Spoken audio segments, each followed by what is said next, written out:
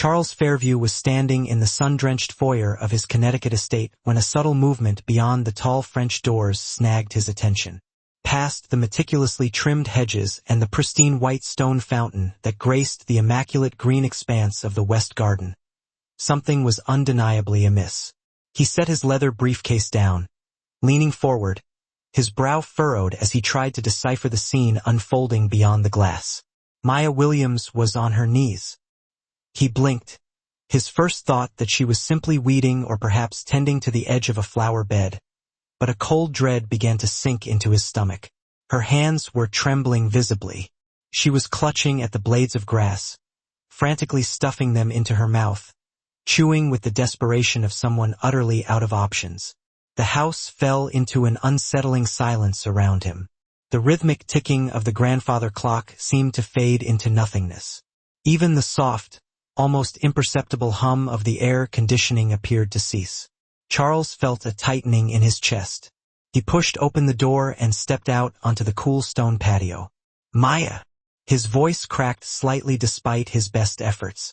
She startled, her head snapping up. A stray blade of grass clung to her lip before she brushed it away with the back of her hand. Her eyes, usually so calm and focused, were wide and wet, filled with raw panic. She started to rise, but swayed unsteadily. "What are you doing?" Charles asked, his voice laced with concern. He was closer now, the gravel crunching softly beneath his shoes. "Talk to me. Are you sick?" "No, sir," she whispered, her voice barely audible. "I just saw you eating grass." Maya's gaze darted nervously toward the kitchen wing of the house, as if anticipating something there might suddenly emerge to punish her. "Please," she pleaded, her voice almost inaudible. "Please don't say anything." Charles frowned, confusion clouding his features. "Not say anything? Maya, who told you you couldn't eat?" Before she could answer, the glass door slid open behind him. Elaine Fairview, Charles's wife, stepped out barefoot onto the patio, her silk robe shimmering in the late morning Sunday light. She held a delicate porcelain coffee cup in one hand. Her lips painted a sharp, striking red that mirrored the sharpness of her tone. "What's going on here?" she demanded, her voice cutting through the air. "Charles, why are you out here with her?" He didn't turn, his gaze fixed on Maya. "I just found Maya on her knees, eating grass." Elaine's nose wrinkled in undisguised disgust, not at the horror of the act itself, but at the mere sight of Maya. "I told her from the beginning," she said coolly, her voice dripping with disdain. "Our kitchen is for family. We don't have people like her in there." "People like her?" Charles finally turned, his eyes narrowed in disbelief. Elaine sipped her coffee slowly, deliberately. "Look at her. That skin, that smell. She's not to be near our food. Standards are standards."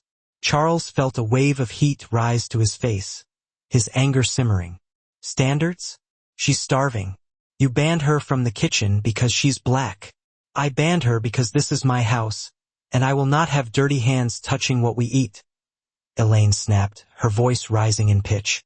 "If she wants to feed herself, she can bring her own bread like the rest of the help. We pay them well enough." Maya's hands clenched tightly around her apron, her head bowed, refusing to meet their gazes. Charles turned back to her, his voice softer now, filled with a mixture of concern and disbelief. "Is this true? You're not allowed to eat here?" Maya's throat worked, her voice choked with emotion. "If I step into the kitchen again," she whispered, "she'd throw me out." Her voice trembled. "I send every dollar home. My son's in Atlanta sick. If I lose this job," her voice broke completely, "he won't survive." Charles stood still, the gentle breeze stirring his blazer. The weight of her words hit him with a force greater than any boardroom betrayal, harder than any market crash. Here, in his own home, under his own roof, a woman had been driven to chew grass to keep her child alive hundreds of miles away. He turned to Elaine, his expression hardening. "Did you know about her son?" "I don't ask about private affairs," Elaine replied dismissively. "It complicates discipline." Something within Charles snapped. He stepped toward Maya, then dropped to one knee in front of her. Elaine's breath caught in her throat, her eyes widening in shock. Maya gasped, unsure of how to react. Charles looked up at Maya, his voice low and unsteady, filled with genuine remorse.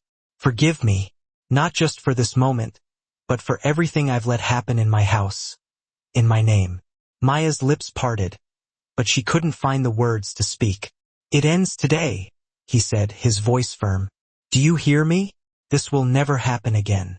A gust of wind moved through the garden, stirring the lavender bushes and sending a few petals drifting across the grass. For a moment, the three of them stood frozen in place. An heiress consumed by cruelty, a man of immense wealth, and a woman driven to kneel by hunger. Only now it was the billionaire who knelt. And in Maya's chest, somewhere beneath the layers of shame and exhaustion, a faint, unfamiliar feeling flickered. Not yet forgiveness, not yet trust, but the smallest spark of hope. Maya didn't sleep that night. Long after the sun had dipped behind the trees and the house lights had dimmed, she sat curled on the edge of her narrow cot in the servants' quarters, her knees pulled tightly to her chest.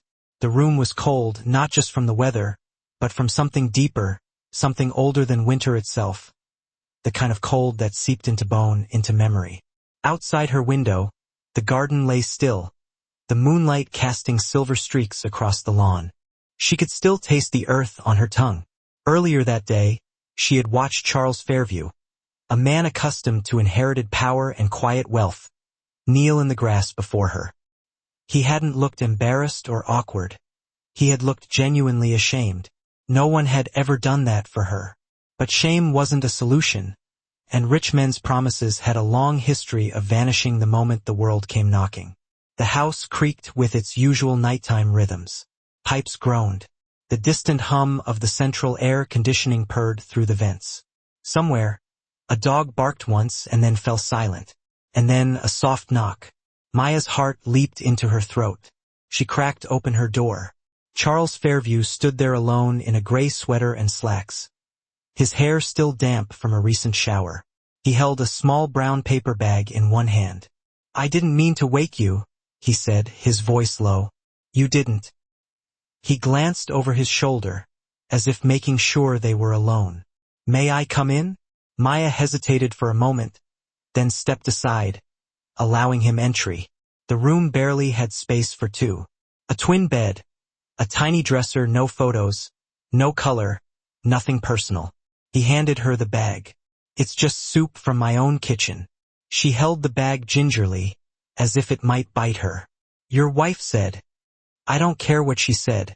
Maya looked at him, her eyes searching his. You should. No, he said, his voice firm now. I shouldn't. He paused, his gaze direct and unwavering. She doesn't speak for this house anymore. Maya set the bag on the dresser, untouched. I'm not trying to earn your forgiveness, Charles said, his voice sincere. I just want you to know I'm not going to pretend yesterday didn't happen, and I don't expect you to pretend either. Her arms folded protectively across her chest. It's not about pretending. It's about surviving. He nodded slowly, acknowledging the truth in her words.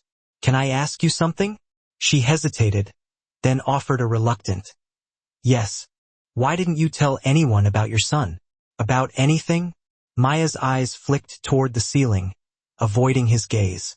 Because poor people don't get to explain. Not without being accused of making excuses. And black women were expected to be strong, silent, and invisible. I've learned that silence keeps roofs over heads. Charles said nothing for a long moment, then spoke softly, his voice filled with empathy. I'm sorry you ever had to learn that. She looked at him, her expression unreadable. Apologies don't feed children. Neither does silence, he countered gently. Maya blinked, her composure momentarily faltering. For a second, it seemed as though she might say something more, but she turned away, her emotions carefully guarded. Thank you for the soup. He left without another word. The next morning, the house felt different, charged with a new and unfamiliar energy. Charles summoned the entire household staff, groundskeepers, housemaids, kitchen crew, drivers, to the East Lounge, a room usually reserved for cocktail hours and charity brunches. certainly not for staff meetings. Elaine was notably absent. Maya stood near the back, her arms crossed, trying to gauge the mood of the room. Some looked curious, others nervous. A few looked as though they were ready to flee. Charles stood in front of the fireplace, his posture relaxed and unguarded. "I want to be clear," he began, his voice resonating with sincerity. "I was unaware of the rules that have been enforced in this house. I accept responsibility for not knowing, but I will not allow them to continue." A murmur rippled through the staff. "From this moment forward," he continued, his voice ringing with authority, "every staff member will be granted access to the kitchen during designated hours. No one will be denied food or rest. If you work here, you eat here. Period." No one moved, their silence thick with anticipation. "And if you've ever been punished, spoken down to, or made to feel less than human, my door is open to all of you. I want to hear your stories. I can't fix what I ignore." One of the gardeners, an older man named Raphael, cautiously raised his hand. "Sir, are you sure this is allowed?" "Mrs. Fairview." Charles raised his voice, cutting him off. "Mrs. Fairview no longer sets policy in this house." The silence that followed was thunderous. Maya's eyes flicked toward the others. Some looked relieved, some skeptical, but something had undeniably shifted. A current of possibility now flowed through the room. Later that afternoon, Charles visited the family attorney. He began the process of transferring household authority back into his name, finances, management, staffing, everything. Elaine had held that power for years, inherited it through marriage, wielded it like a club, but not anymore. When he returned home, Elaine was waiting for him in the living room. She was seated on the leather settee, her legs crossed, her fingers wrapped tightly around a crystal tumbler of scotch. "You're making a fool of yourself," she said, her voice laced with contempt, without even looking at him. "No," he replied calmly. "I'm just seeing clearly for the first time in years." She stood, her movements deliberate. "They'll take advantage of you, Charles. That's what they do. You show weakness and they'll eat you alive." He looked at her calmly, his gaze unwavering. "No, they'll finally eat. That's the difference." That night, Maya sat by the window again. This time, the air didn't feel quite so cold. The garden still shimmered beneath the moonlight, but it no longer looked like a place of shame. She didn't trust him yet, not fully. But in a world where silence had been her only defense, a voice speaking on her behalf was a sound she hadn't even realized she needed. And it was only the beginning. Maya woke before dawn, as she always did.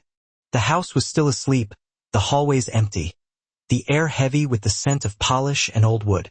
She padded across the small room barefoot, pulling the curtain aside. Out in the west garden, the dew lay like glass beads on the grass. The same grass she had been forced to chew just 2 days before. Her stomach tightened at the memory. She had been in service long enough to know that words could be dangerous. A maid who complained lost her job. A black maid who complained was marked as trouble, no matter how careful she was. And trouble didn't pay for medicine in Atlanta. Trouble didn't keep a sick boy alive. So, she had swallowed her hunger with the same practiced discipline she used to swallow her anger, until Charles had walked out of those doors and seen her. Downstairs, the kitchen hummed with a different energy now. The cook, Mrs. Keading, had laid out oatmeal, toast, and a large pot of coffee. The staff drifted in, hesitant, casting glances at the doorway as if expecting Elaine Fairview to sweep in and reverse everything. She didn't. For the first time since Maya had arrived, someone handed her a plate.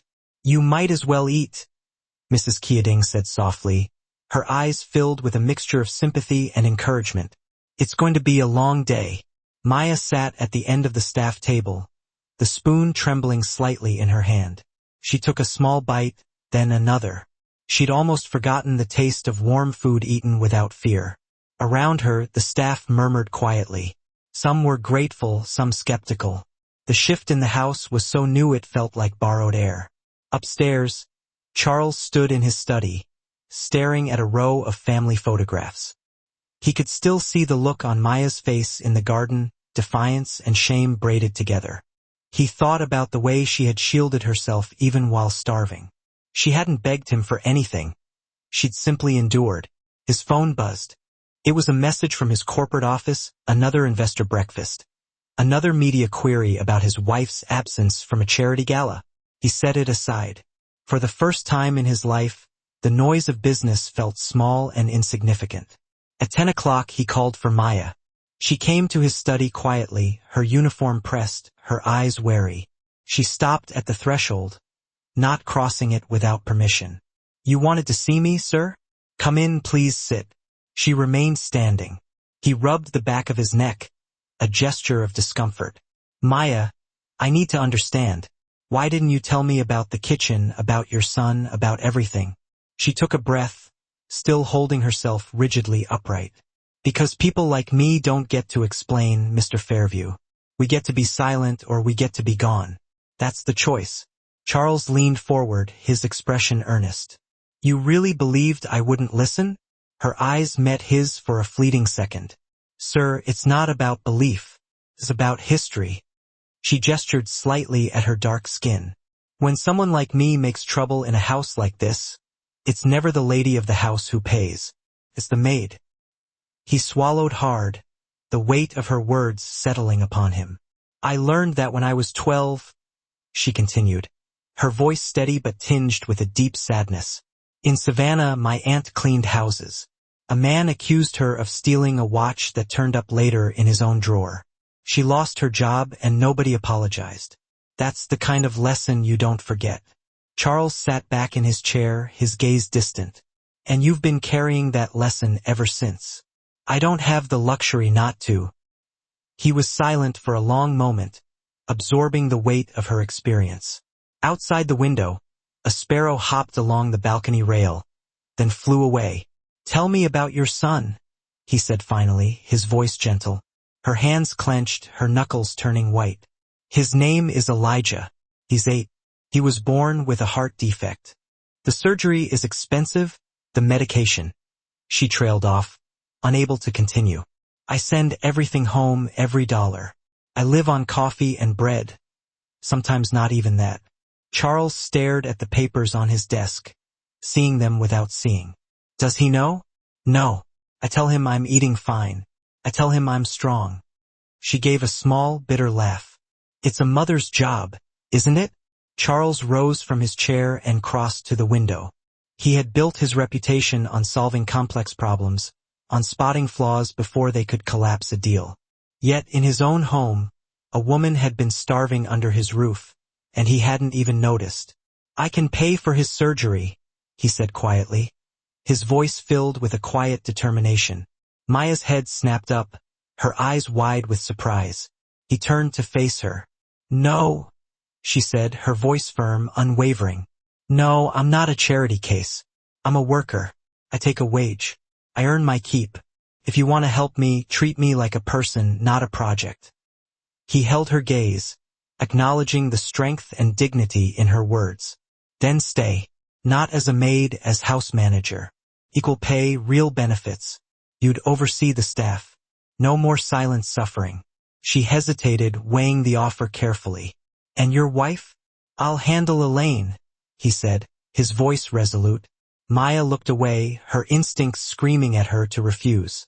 But the thought of another day chewing grass, another night wondering if Elijah's heart would fail before she could save him, made her throat tighten. "I'll think about it," she murmured, her voice barely audible. "That's all I ask," Charles said, his gaze filled with understanding. Later that day, Maya walked through the house in a daze. The walls she had scrubbed, the floors she had polished, they looked different now, like a stage set. In the kitchen, staff members whispered about the changes. In the hallway, someone had pinned a small sign near the staff entrance. Mealtimes, 7 to 9 a.m., 12 to 2 p.m., 6 to 8 p.m. It was written in Charles's handwriting. When Elaine swept past her on the stairs, Maya lowered her eyes respectfully. Elaine's perfume left a trail of cold citrus behind her. "Enjoy it while it lasts," Elaine murmured under her breath, her voice laced with malice. "He'll tire of playing savior soon enough." Maya said nothing, She had learned long ago that some words weren't meant to be caught, only to drift away like poison on the wind. That evening, she sat by her window again, soup steaming in a chipped bowl on her lap. For the first time in months, she didn't feel the sharp claw of hunger twisting inside her. She thought about Elijah, about his small hand in hers when she'd said goodbye the last time. She didn't trust Charles yet, but maybe, just maybe, there was a crack in the wall big enough to let in a little light. Outside, the garden glimmered in the moonlight. The grass looked almost silver, and though she would never forget what she'd been forced to do there, she told herself quietly, with a newfound sense of determination, "This is not where my story ends." The following morning, the sun rose over the Fairview estate as it always had, slow, golden, cutting across the dewy lawn and waking the crows in the oaks. But inside the house nothing felt ordinary. The walls, once pristine and silent, now echoed with something new, uncertainty. Maya walked the corridor near the dining hall with measured steps. Her uniform was crisp, her posture straight, but her thoughts tangled like a storm gathering at the edges of calm. She had spent the night replaying Charles's offer over and over, weighing it like gold in a pan. House manager, equal pay, respect. It sounded like a dream, but dreams, in her experience, had a habit of turning sharp. She passed the grand staircase and saw Charles at the base of it, flipping through his planner. He glanced up and gave a small nod, not a command, but a gesture of acknowledgement that, alone, told her things were shifting. But upstairs, Elaine was plotting. In the master bedroom, Elaine Fairview sat at her vanity, brushing her sleek blonde hair in long, methodical strokes. Her reflection stared back with icy precision. She wasn't used to being challenged, least of all by the help. Her husband's sudden change of heart felt like a personal betrayal. She didn't fear Maya Williams. She loathed her. That girl had walked in with her cheap shoes and quiet ways and upended everything. Elaine had spent years constructing an empire of etiquette, silence, and boundaries. And now a maid was being elevated, empowered, not in her house. Elaine picked up her phone and dialed. "Yes, Harold. We need to discuss the estate staffing contract, and I need an audit on discretionary expenses, specifically in payroll." "Yes." "Right away." Downstairs, Charles met Maya near the study. He gestured toward the doors. "You have a minute?" She nodded, following him inside. The room smelled faintly of cedar and old paper. Charles closed the door behind them. "I spoke to my legal advisor," he said, cutting straight to the point. "The household accounts are in my control now. Elaine's access has been frozen. Any changes in staffing, pay, or structure, those decisions fall to me." Maya crossed her arms, her expression guarded. "So it's official." "Yes," he said. "And if you accept the position, I want your voice at the table. Scheduling, budget, everything." She was quiet for a long time, considering his words. "And what happens when your wife decides I'm too much of a disruption?" His mouth tightened, his eyes flashing with resolve. "She already has. But I'm not backing down." Maya studied him, searching for any sign of wavering. "You don't know what it's like to be seen as expendable." "No," he admitted. "But I'm learning what it's like to be ashamed." He handed her a small envelope. "This is the first paycheck at the new rate. Think of it as a beginning." She opened the envelope slowly, her fingers trembling slightly. It wasn't charity. It was payment for her value. For once. "I'll take the position," she said, her voice filled with a quiet strength. A flicker of something crossed Charles's face: relief, respect, perhaps even a hint of gratitude. That afternoon, Maya took her place in the kitchen, not at the sink or the broom closet, but beside Mrs. Keading, reviewing schedules and supply lists. Her presence sparked more than curiosity. Some of the staff whispered, while one of the younger maids, Selena, gave her a discreet thumbs up from behind a cupboard door. But not everyone welcomed the change. Near the loading dock, Bernard, the groundskeeper, pulled her aside, his expression etched with concern. "You think they'll let this last?" he asked, his voice low and cautious. "You're the first one in 20 years to get promoted above maid without a scandal or a resignation. Elaine's not going to sit quiet." I know, Maya said, her gaze unwavering. But this house is changing, one way or another. Meanwhile, Elaine made her first move.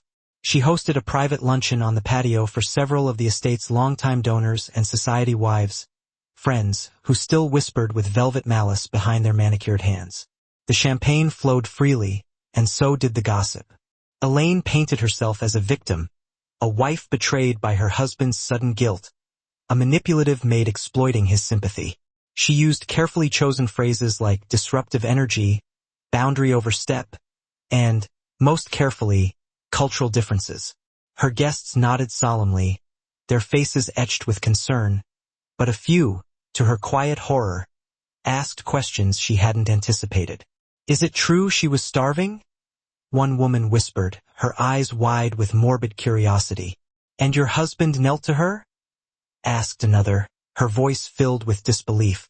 Elaine forced a laugh, attempting to dismiss their concerns. Oh, you know Charles, always the dramatic one. But something in the room had shifted. Even among her allies, the optics were changing. Pity didn't sit well on billionaires, not in today's climate. Back inside, Charles sat alone in the study, staring at the fire, his thoughts troubled. He hadn't told Maya yet, but he had already arranged a specialist consult for Elijah, with no strings attached, just access to the best medical care possible. He hadn't built his fortune to hoard it, not anymore. Maya, for her part, began cleaning out the old supply room near the back staircase. It would become her new office. She moved carefully, tossing out moldy binders and cleaning shelves that hadn't been dusted in years. Near the back of the shelf, she found a torn page tucked between books, an old roster of past employees. Most names were crossed out. One line caught her eye. D. Robbins. Terminated. May 2006. Conflict with Mrs. Fairview. She stared at the name, her fingers tightening around the brittle paper. She remembered hearing whispers in her first month about a maid who had talked back and vanished overnight. The house had always kept its secrets, but not anymore. That night, Maya stood in the kitchen window, sipping tea made with real sugar, not packets from the staff lounge. Her body was still tired, her heart still cautious, but in the silence of the night, she allowed herself to feel the beginnings of dignity. A storm was coming. Elaine would not yield quietly. But Maya was no longer the woman who chewed grass to survive. She was standing now, fully and completely, and she wasn't alone. The morning after the garden luncheon, Elaine Fairview stood at the top of the stairs, her arms folded across her silk robe, her eyes narrowed in disdain. Below her, Maya moved across the foyer with quiet confidence, a clipboard in hand, delegating tasks to the cleaning staff. She was no longer wearing a maid's apron. She now wore a simple, crisp blouse and slacks, with a gold name tag pinned to her chest. Maya Williams, house manager. Elaine gripped the banister, her knuckles turning white.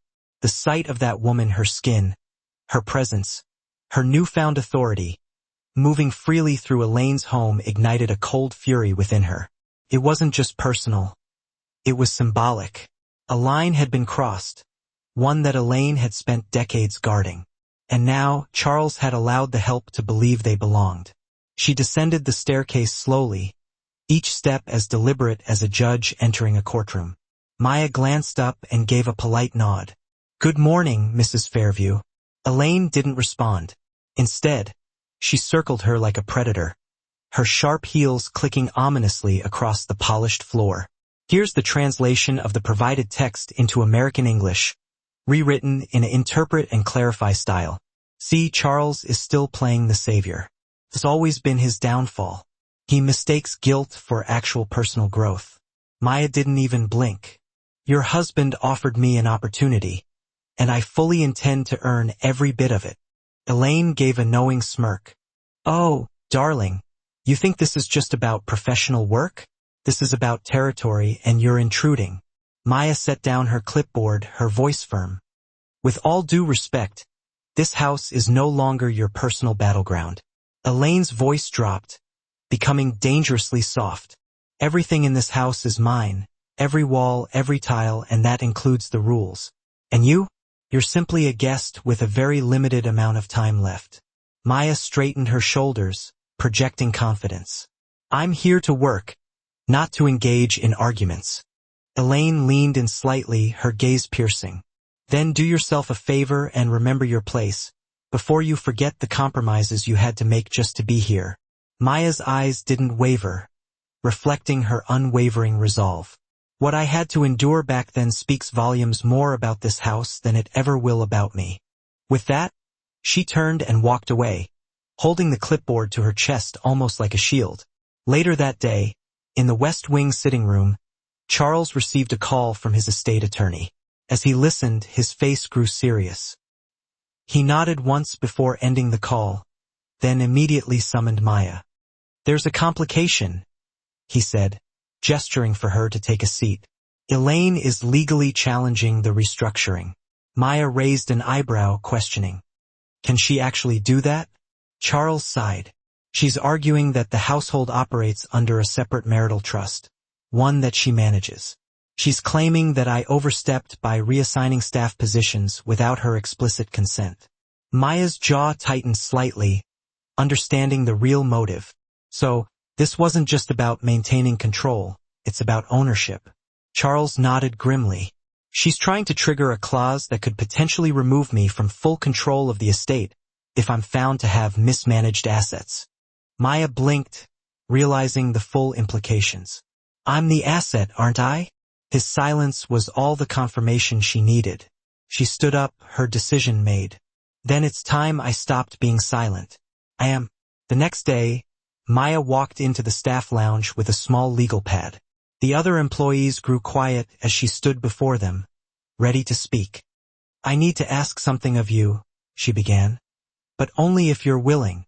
She went on to explain Elaine's actions, how she planned to exploit technicalities and legal loopholes to undo the changes Charles had initiated, and eliminate Maya along with them.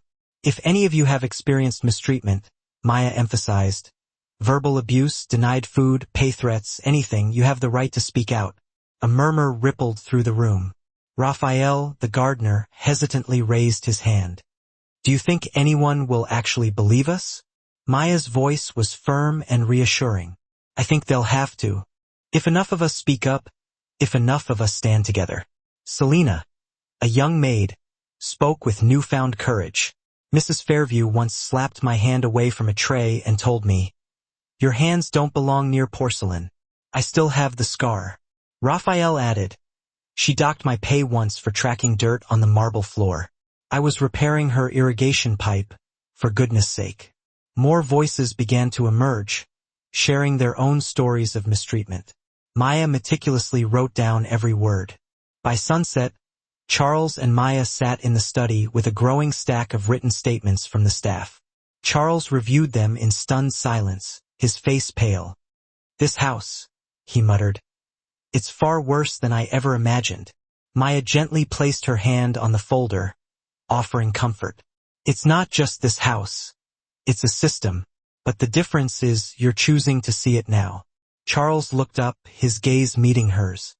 We'll take this to arbitration. I'll have the attorneys draw up formal statements and bring in an independent investigator. Good, Maya replied. But I want to testify, too, in my own name. He hesitated, concerned. You don't have to do that. I do, she interrupted, her voice unwavering. Because this is bigger than food, bigger than Elijah, bigger than me.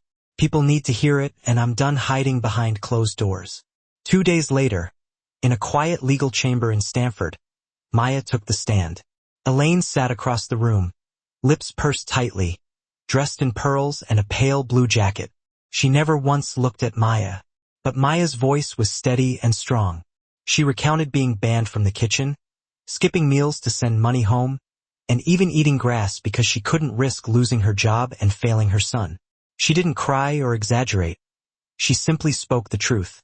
As the staff statements were read aloud, Elaine's composure faltered only once. When Selina's story was corroborated by an old medical record, her expression tightened, her jaw clenched. Still, she remained silent. When it was over, the panel adjourned to deliberate. Maya stepped outside into the crisp afternoon air. She didn't feel triumphant, but she felt a profound sense of lightness. Charles joined her. "Whatever they decide," she said quietly. "I'm proud of what we did." He nodded in agreement. They stood in silence, side by side, no longer a billionaire and a maid, but two people trying to rebuild a house where no one had to be silent to feel safe. The sky over Stamford was gray and heavy with low-hanging clouds when the verdict was delivered. Inside the legal chamber, the panel of arbitrators returned to their seats with solemn expressions. The room fell silent. There were no juries or cameras, just old wood, clean suits, and a palpable tension that hung like a stone in the center of the room. Charles Fairview sat up straight, his hands folded calmly in his lap.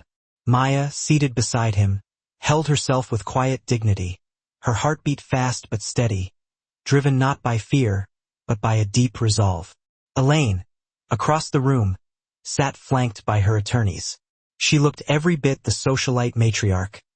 Perfect posture, a tailored linen dress, and pearls that glinted under the recessed lighting. But her eyes revealed a flicker of doubt. For once, her confidence was cracked. The lead arbitrator cleared his throat.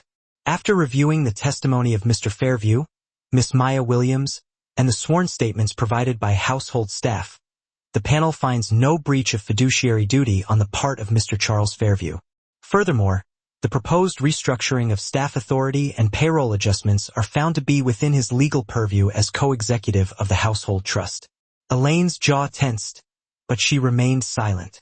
The arbitrator continued, "This panel further recommends a full HR compliance audit of the Fairview household staff operations dating back 10 years, effective immediately." A stunned silence followed. Charles glanced at Maya, who didn't move or smile, but her eyes glimmered with something akin to vindication. Elaine stood abruptly, her voice laced with outrage. "This is absurd. You're going to let her," she pointed a delicate, venomous finger at Maya, "undermine decades of structure, discipline, and tradition?" The arbitrator raised a hand, silencing her. "Mrs. Fairview, your behavior is part of the concern that initiated this hearing." Elaine opened her mouth to speak, then snapped it shut. She turned on her heel and stormed out without another word, her heels clicking sharply down the marble hallway, her legacy unraveling with each step. Outside, the wind had picked up. Maya and Charles emerged from the building into a gust of October air. Maya pulled her coat tighter as the courthouse doors closed behind them, marking the end of a chapter. "You did it," Charles said, admiration in his voice. "No," Maya replied, her gaze fixed on the horizon. "We did it." He nodded in agreement. "You know," he continued, "this could become something bigger." She raised an eyebrow, questioning. "You standing up like that and speaking your truth in front of power," he elaborated. "You could lead something, and I don't just mean this house, I mean beyond these gates." Maya gave a short, breathy laugh. "I just wanted to feed my son. I didn't plan on starting a revolution." "Most revolutions don't start as revolutions," he pointed out. "They evolve." They rode back in silence. The car rolled down the long driveway of the estate, past the iron gates and the swan fountain, finally coming to a stop at the front steps. Waiting by the front door was Selina, looking nervous. "What is it?" Maya asked as she stepped out of the car. "There's someone here to see you," the young maid replied. "In the garden." Maya's brows furrowed with curiosity. She followed the path toward the west garden, the very place where this story had begun. There, standing near the hedge, was a tall woman in a red wool coat, holding a duffel bag in one hand and a boy's hand in the other. "Elijah," Maya whispered, her son. He smiled softly, weakly, but genuinely. The woman stepped forward, introducing herself. "I'm Sheila. Your sister sent for me when the court ruled. Said you might need someone to bring him up here." Maya's knees almost buckled, but she caught herself. Her eyes welled up with tears as Elijah let go of Sheila's hand and ran, carefully and somewhat unsteadily, into his mother's arms. "I told you I'd come for you," Maya whispered, holding him close. "I promised you." Sheila nodded, stepping back to give them space. "The surgery. It's scheduled for next week," Maya confirmed. "You'll be able to take him. Your name's already on the patient file." Charles stepped into the clearing, watching from a short distance. When Maya looked up at him, he simply said, "I made a promise." She stood there, holding Elijah tightly in her arms. "I can't repay you," she said softly, overwhelmed with gratitude. "You already did," Charles replied. "You gave me back my conscience." That night, the house was quieter than usual. Elaine had checked into a hotel in the city. Staff moved freely through the halls. The kitchen buzzed gently, not with fear, but with relaxed conversation. Maya settled Elijah into the guest suite. A soft bed, warm lights, and a small basket of toys thoughtfully left by the housekeeper, who had children of her own. The boy fell asleep quickly, exhausted from travel and overcome with relief. Maya stood at the window, gazing out at the moonlit garden. She remembered the feel of grass between her fingers, the humiliation, the constant hunger. But now, standing in the same place, she felt something she hadn't allowed herself to feel in years. Peace. Not security, that was still a long way off, but true inner peace, the knowledge that she was no longer surviving alone. Charles joined her in the doorway. "He looks just like you," he observed. Maya smiled softly, her heart swelling with love. "He's stronger than I am." "Then we protect that strength," Charles affirmed. For a moment, neither of them spoke. The garden glowed in the silver light, a soft breeze rustling through the hedges. The same space that had once witnessed her desperation now stood quiet, gentle, and transformed. "I think it's time we rebuilt this place," Charles said, his voice filled with conviction. "From the inside out." "Zero," Maya nodded in agreement. "Not just for me, but for everyone." "Yes," Charles affirmed. "Everyone." 2 weeks passed. The leaves on the Fairview estate turned from green to copper, and the air took on that early November chill, sharp enough to bite, yet soft enough to evoke nostalgia. The mansion, once a symbol of order and silence, now pulsed with something entirely different: life. Each day brought noticeable change. The staff no longer whispered in corners or glanced over their shoulders before laughing. They walked taller, spoke louder, and were more engaged. Maya noticed the small, telling details. Mrs. Keating humming happily while baking cornbread, Raphael patiently teaching Selena, the young maid, how to prune the rose bushes instead of scolding her. The atmosphere had shifted dramatically, and at the center of it all was Maya. She now had an office on the second floor, across from Charles's study. Nothing too grand, just a clean, functional room with a desk, a calendar, and a corkboard covered with schedules, feedback slips, and post-it notes scribbled with grocery lists and staff birthday reminders. She kept a photo of Elijah tucked behind a stapler in the corner of her desk. Elijah had undergone the first part of his surgery just 3 days prior. Charles had arranged for a renowned specialist at a children's hospital in Boston, and Maya had stayed by his side the entire time, never once letting go of his hand. Now, he was recovering back at the estate in a guest bedroom that had been transformed into a soft, colorful haven. Every morning, Maya checked on him before starting work, and every evening, she returned with a cup of tea, a warm plate of food, and a bedtime story. But that particular morning, something felt different. A black SUV pulled through the front gates. From the kitchen window, Maya watched the sleek vehicle roll up the driveway and park at an imposing angle. A man in a sharply pressed suit stepped out. He wore sunglasses despite the cloudy sky and carried a small, leather briefcase. Mrs. Keating caught Maya's eye and whispered, "That's a lawyer's walk if I've ever seen one." Maya's heart sank with foreboding. She excused herself and headed toward the front door. Charles was already there, waiting. The suited man offered a courteous nod. "Mr. Fairview, Miss Williams, my name is Damon Calloway. I represent the board of directors for Fairview Holdings." Maya's stomach clenched with anxiety. This wasn't just about the household anymore. It was something much bigger. Charles kept his expression carefully neutral. "What can we help you with?" Calloway handed him an envelope.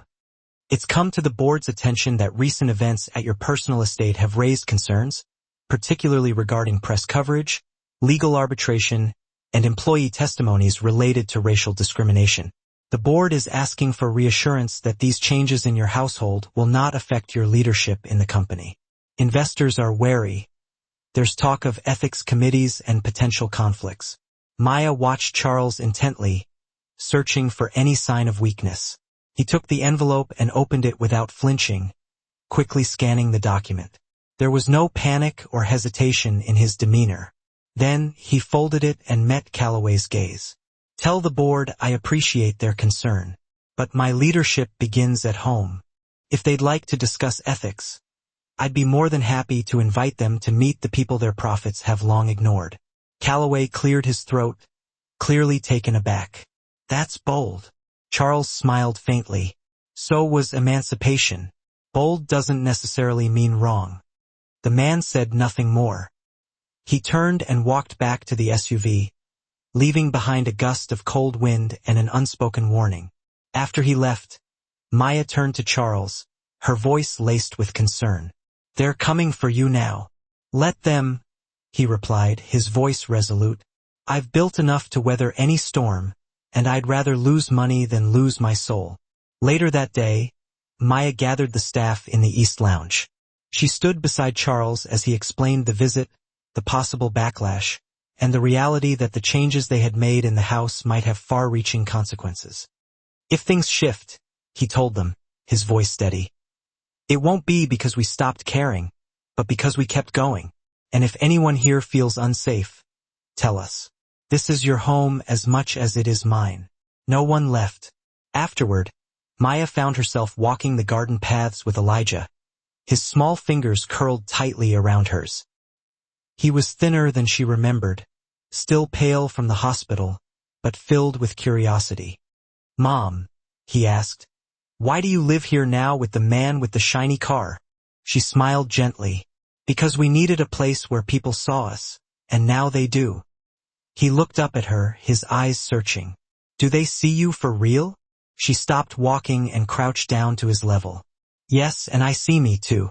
At the far edge of the garden, near the hedges that had once hidden her from view, a new plaque had been placed in the soil. It was simple, brass, and clean. Let no one ever be invisible again. She didn't know who had ordered it. Perhaps Charles, perhaps one of the staff members. It didn't matter. It was there. That evening, Charles invited Maya to the study. The fire crackled softly in the hearth. A new painting had been hung above the mantel, a portrait of the estate painted by a local black artist from Atlanta. He handed her a glass of tea instead of wine. To strength, he said, raising his glass in a toast. To voice, she replied, clinking her glass against his. I'm starting a foundation, Charles announced, to support domestic workers, providing legal protection, emergency aid, and opportunities for job advancement. I'd like you to help me build it. Maya looked at him, her eyes searching and steady. Not as a story, not as your redemption arc, but as your legacy? She asked. Yes, he affirmed. As your legacy. She nodded slowly, her decision made. Then I'm in. Outside, the first snow began to fall, soft and slow. The house glowed from within, not from wealth or gold, but from the presence of people, truth, and transformative change. It was a different kind of house, a new beginning. The first snowfall blanketed the Fairview estate with an eerie silence, the kind that made everything seem gentler and softer, but carried the weight of everything unresolved beneath the surface. The hedges shimmered under a coat of white, and the fountain, once a symbol of opulence, now sat frozen, still.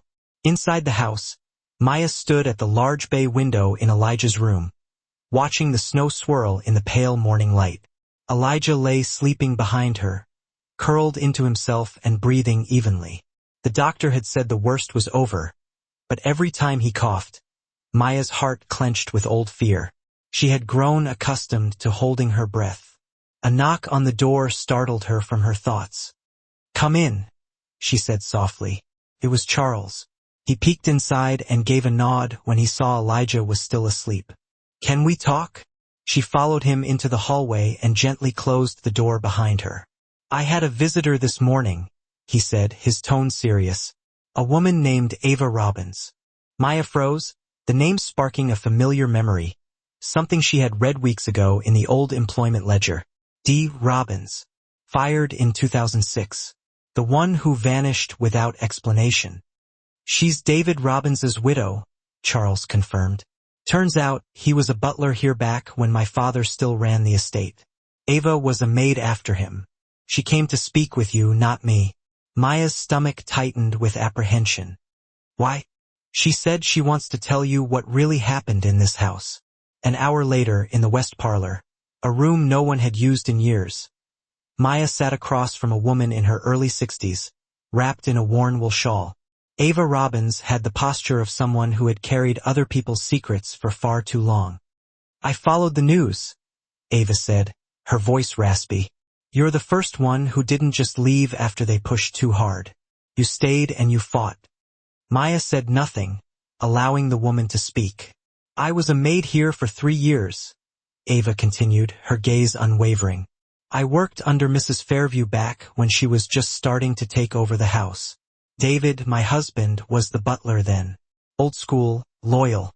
He believed in the Fairviews until he didn't. Maya leaned forward, her interest piqued. What happened? Ava's fingers twisted nervously in the fabric of her shawl. David found out about a financial arrangement between Elaine and a few of the board members of Fairview Holdings. Quiet deals, bribes, property held under phantom names. He confronted her, gently, respectfully, but she panicked. She fired him, no worse. She accused him of stealing. Maya swallowed hard, processing the information. They never called the police, but they made sure he could never work in service again. Word spreads fast in elite circles. He died of a heart attack 2 years later, unable to find steady work. I stayed quiet because, well, I didn't think anyone would believe me. Maya felt a slow, familiar rage begin to rise within her. I found your name on an old staff list, she said, her voice barely a whisper. I didn't know the whole story, but I knew something had gone wrong. Ava looked up, her eyes tired but fierce. Now that Elaine's power is slipping, maybe the truth has room to breathe. Maya nodded slowly, acknowledging the risk. If I bring this to Charles, do you understand what that could mean for you? I've had enough silence to last a lifetime, Ava replied, her voice firm. Later that day, Maya met Charles in the study and laid out everything Ava had told her. He listened intently, his eyes darkening as the story unfolded. If what she says is true, he said, his voice grim, it's not just about the house anymore. It ties back to the company, the foundation, my name. Maya studied him carefully. You said you wanted this house rebuilt from the inside out. That starts with facing everything, even the rot. He looked at her for a long moment, weighing the implications. Then he nodded in agreement. I'll have a corporate investigator look into it. Quietly, Maya asked firmly. No, not quietly, not this time. The next week, Charles held a press conference, not at his downtown headquarters, but on the front lawn of the estate, standing before a microphone with Maya by his side. The snow had mostly melted, revealing patches of dead grass and soil. Honest, imperfect, and real. I've made mistakes, Charles began, his voice resonating with sincerity. I've inherited silence and didn't question it, but no more. Today, I announce a full internal investigation into past practices at Fairview Holdings and the estate itself, including the treatment of staff under both my and my late father's management. Maya kept her chin held high, her gaze steady. The cameras flashed incessantly. Too many lives have been overlooked in the name of wealth, Charles continued. That ends now. Questions flew from the press. Who was the woman beside him? Why had she been promoted? Was this about race? Was this about guilt? Maya stepped forward, taking control of the narrative. My name is Maya Williams, she said, her voice strong and unwavering. I was a maid here. I was banned from the kitchen, denied meals, and forced to choose between my son's survival and my own. I ate grass because I thought no one would care. Silence fell over the crowd, broken only by the clicking of cameras. But someone did, she continued. And now I speak, not because I'm a victim, but because silence never protected me. Truth did. The microphones captured every word she spoke. There was no script, no spin. Just truth, spoken in a cold garden, wrapped in a wool coat and dignity. And America listened. That night, as snow began to fall again, Maya sat in the garden with Elijah bundled up beside her. She told him stories. Not of hunger or pain, but of standing tall, of speaking when it was hard, and of making sure no one else had to eat shame in silence. He listened, his eyes wide with wonder. Is this our home now? She looked up at the sky, then at the house, glowing with lights and filled with voices. Yes, she said, her voice filled with emotion. It is now. The next morning, the world woke up to Maya Williams's voice. Clips from the press conference had gone viral overnight. Her words, "I ate grass because I thought no one would care," were plastered across social media feeds, news tickers, and headline banners. The footage was raw, unedited, and entirely unfiltered. There was no makeup team, no publicist, no polished angle. Just truth in a cold garden, wrapped in a wool coat and dignity. And America listened. Maya didn't check the internet when she woke up. She didn't need to. She knew something had shifted the moment she stepped into the kitchen. Selena was already making coffee and paused mid-pour. "Maya," she said, her voice trembling with awe. "You were on Good Morning America." Maya blinked in surprise. "What?" "They played the clip," Selena said. "Twice. Bernard, the grumpy groundskeeper, stuck his head through the service door. Heard you made the whole country cry," he said gruffly, but with a hint of admiration in his voice. Maya offered a small smile, but inside, she felt overwhelmed. None of this had been the goal. She hadn't intended to be seen by millions. She had only wanted to be seen in this house, by these people. And yet, now she couldn't walk through the estate without someone pausing to thank her or ask how Elijah was doing.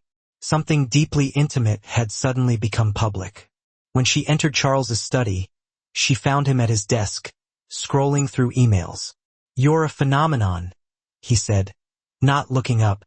"I didn't mean to be," she replied. "I know," he said, closing his laptop. "But you were honest, and that's rarer than talent these days." He handed her a thick envelope. "These are the initial applications." "Applications for what?" she asked, confused. "For the foundation," he replied. "Since the press conference, over 200 domestic workers across the country have reached out. They want help, some legal support, others just want someone to listen to them." Maya sat down slowly, taking in the weight of it all. "So many. And more will come," Charles said. "This is real now, bigger than either of us." She nodded, overwhelmed. Her name, her face, her pain. It had all become a symbol, but she was no celebrity, and she didn't want to be. She wanted action. "I want to meet with some of them," she said. Here's the translated and slightly expanded version of the provided text, written in American English. "Ones who reached out because I genuinely wanted to hear what they had to say. That very week, they organized the first listening session in the East Lounge. It was a deliberately intimate setting. No cameras, no press, just simple folding chairs, tea, and the unfiltered voices of those who needed to be heard. 5 women attended. One, a woman in her 50s with the unmistakable marks of hard work etched into her hands, spoke with a gentle Alabama drawl. Another, barely 22, trembled slightly as she recounted stories of being underpaid and relentlessly overworked in a lavish Connecticut mansion, a place not far removed from the Fairview estate gates. They shared their experiences, stories of injustice. One woman had been accused of theft after daring to request sick leave. Another had been forced to endure sleeping in an unheated garage during the harsh winter months. A woman named Lola recounted the humiliating experience of being fired after the lady of the house claimed her natural scent made the linens smell earthy.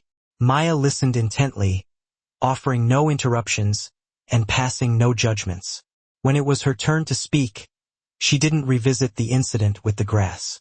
Instead, she chose to paint a picture of Elijah's first genuine smile after his surgery, the way he embraced her each morning, and the quiet sense of accomplishment she felt unlocking her office door, knowing she had earned that privilege. "Your dignity," she emphasized. doesn't stem from their approval. It comes from an inner knowing of your own inherent worth, regardless of whether they ever acknowledge it. By the time the session concluded, each woman left with contact information for legal aid, copies of the newly enacted Domestic Worker Bill of Rights, and something even more valuable, a renewed sense of hope. Meanwhile, far removed from this intimate gathering, Elaine Fairview was observing from her luxurious penthouse suite in Manhattan. She meticulously followed the unfolding events, reading the articles, watching the broadcasts, and listening to the radio clips. She couldn't escape seeing her name, Elaine Fairview, relentlessly associated with accusations of racial discrimination and the scrutiny of her billionaire husband's alleged labor abuses. In a fit of rage, she hurled her wine glass against the wall. "This is nothing but a calculated campaign," she hissed. "She's orchestrating all of it." Her lawyer, seated calmly on the sofa, sighed wearily. "You could have simply issued a quiet apology, a brief statement, and this might have subsided." Elaine whirled around sharply.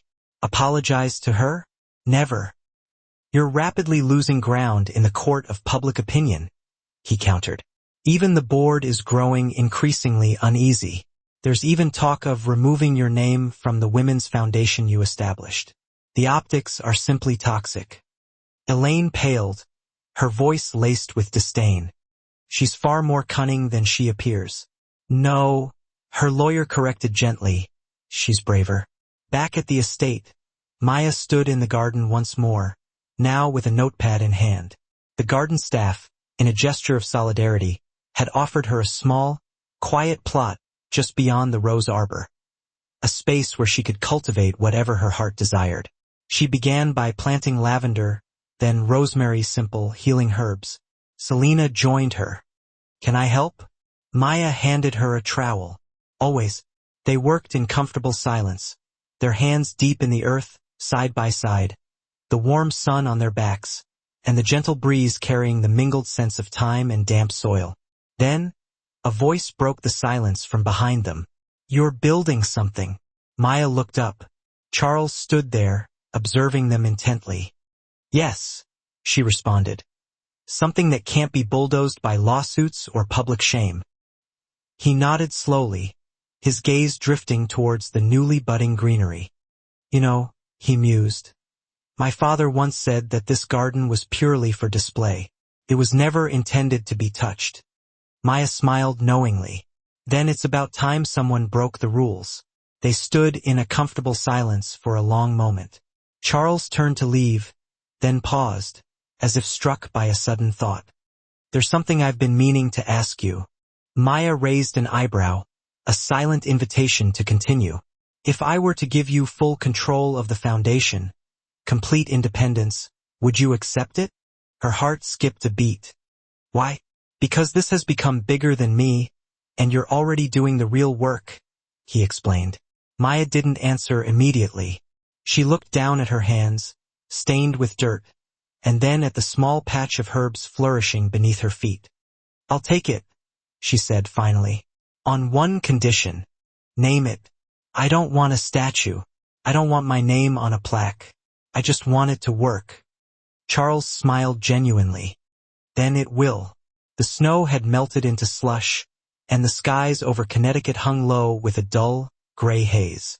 The Fairview estate stood tall against the bleak winter landscape, but inside, change was subtly taking root, settling into the very foundations of the house like warmth returning to a long cold building. Maya sat at her desk in the second-floor office, methodically sorting through case files from the foundation. Testimonies, inquiries, desperate pleas for help written in neat cursive, frantic all caps, and trembling handwriting that had clearly been erased and rewritten multiple times. She took a deep breath, steeling herself. She had willingly accepted this responsibility, and she would carry it. But the weight of these stories was heavier than she had anticipated. Behind her, the door creaked open gently. Charles leaned against the frame, holding 2 mugs. "You forgot lunch," he observed. She glanced at the clock, surprised. "4th time this week," he added, setting 1 mug on her desk. "You need to come up for air, Maya." She leaned back in her chair, exhaustion evident in her eyes. These people are entrusting us with their lives. I can't afford to take long breaks. You can't effectively lead if you collapse, Charles said gently. She offered a faint smile. That was almost poetic. He chuckled softly. Don't tell anyone. It'll ruin my reputation. They sipped in comfortable silence for a moment. Then Charles cleared his throat. There's something I want to show you. He led her down to the west wing, an older part of the house that had been sealed off for years. The air hung heavy with the scent of cedar, dust, and forgotten memories. After my father passed, Charles explained, unlocking the tall double doors, I left this wing untouched. Too many ghosts. But last night, I remembered something. The doors creaked open, revealing a long hallway lined with portraits, shelves overflowing with dusty ledgers, and glass cabinets filled with artifacts from a bygone era. At the end of the hall was a small room, a combination of storage space and study. Maya stepped inside, the floorboards groaning beneath her feet. What is this? Charles handed her a faded ledger. It's a house journal. My grandfather kept it. So did my father. Every major event, every staff change, every complaint. It's all here. Maya flipped through the pages carefully. Pages yellowed with age revealed names, dates, and memos. She paused when she reached a familiar entry.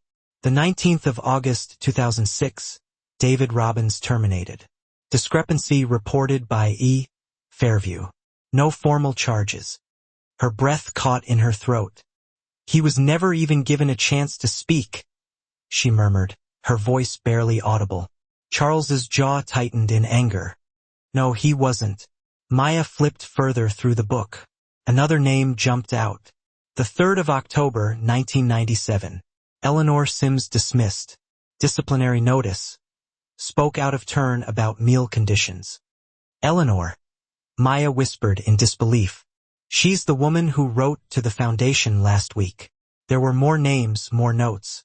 Pages and pages of injustices masked as order. Maya turned to Charles, her voice filled with anger. This is proof. This isn't just about you or Elaine. This is systemic. This house was built on silence. He nodded slowly, his expression grave. Then maybe it's time the house started talking. The next day, Maya convened a staff meeting in the formal dining room, not the service quarters. For the first time, maids, cooks, groundskeepers, and drivers sat at the long walnut table, once exclusively reserved for donors and diplomats. Maya stood at the head of the table, the house journal open before her.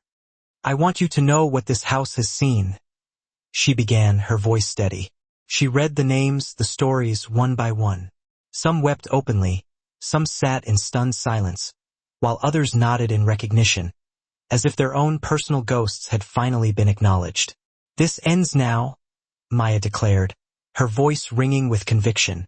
The foundation won't just help people outside these gates. It begins here with every one of you. Selena raised her hand tentatively. Are we safe to speak now? Yes, Maya affirmed. That's a promise. Word spread quickly. By the end of the week, Maya was invited to speak at the Domestic Workers Alliance Conference in Chicago. The foundation's inbox tripled overnight. Donations poured in, and not just money, but offers of help from lawyers, nurses, social workers, and counselors. At night, she walked the estate grounds, lost in thought and planning. One evening, near the garden, she found Elijah playing quietly with a puzzle on a bench. He looked up at her. Are we going to live here forever? Maya sat beside him, pulling him close. Do you want to? He nodded, his eyes bright. I like the big kitchen now. She smiled warmly. I do too. He turned to her, his voice earnest. You're like a superhero. Everyone says you fixed everything. Her smile faltered slightly. I didn't fix everything, baby. I just stopped pretending it wasn't broken. Back inside, Charles stood on the second-floor balcony, watching her through the windows below. Elaine had not returned since the arbitration. Her suite remained locked, untouched. Dust gathered on her vanity like a silent act of rebellion. Charles thought about his father, his grandfather. The portrait gallery that lined the main hall suddenly felt heavier, more oppressive. He was the heir, yes, but what exactly had he inherited? He turned from the window and walked down the corridor to Maya's office. She was already inside, immersed in sorting through the next batch of letters. He paused in the doorway, watching her. "You ever think of leaving?" She looked up, startled. "Every day." He smiled faintly. "What keeps you here?" She stood and walked to the window, gazing out at the moonlit garden. "I don't want to leave until the house forgets who it used to be." Charles joined her at the window, his gaze following hers. "Maybe that's why you're the one who belongs here most." Downstairs, in the once-locked west wing, the journal sat open on a display table. A small plaque had been added beneath it. "History cannot be erased, but it can be read and rewritten." And with each story Maya brought to light, another wall crumbled, both literally and figuratively. The house was changing, not just in terms of furniture or the distribution of power, but deep down at its very soul. It had been 56 days since Elaine Fairview had last set foot inside the mansion that once bowed to her every whim. The world outside had shifted, the house had been transformed, but inside her private car, now turning onto the familiar driveway, she sat rigid, still dressed in tailored silence. Her hair in perfect coils, pearls clasped tightly around her throat as if they were a suit of armor. The driver opened the door. The gravel beneath her heels felt colder than she remembered. At the front entrance, Bernard stood with crossed arms, leaning slightly against a pillar. The old groundskeeper met her eyes directly, without lowering his head as he always had before. "Good morning, Mrs. Fairview," he said in a flat, emotionless tone. Elaine offered a tight, insincere smile. "Thank you, Bernard. You may resume your duties." "I no longer report to you, ma'am," he replied, nodding once, before turning and walking away. Inside, the warmth of the house greeted her, but it no longer carried her perfume, her signature scent.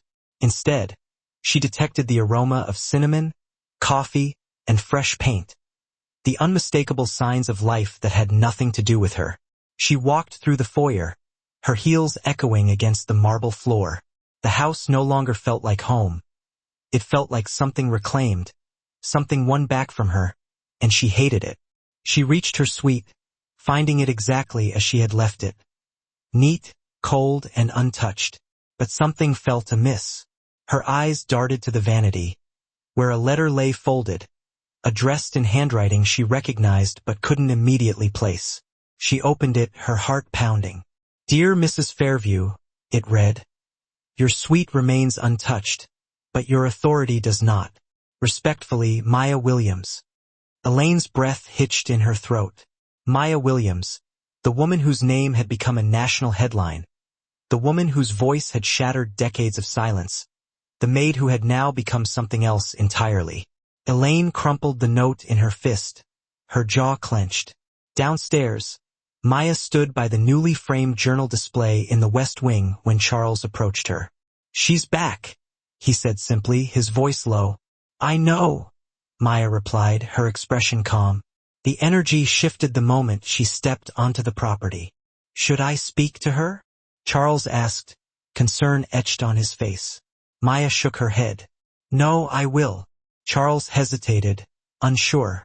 "She still sees you as—" "I know exactly how she sees me," Maya interrupted calmly.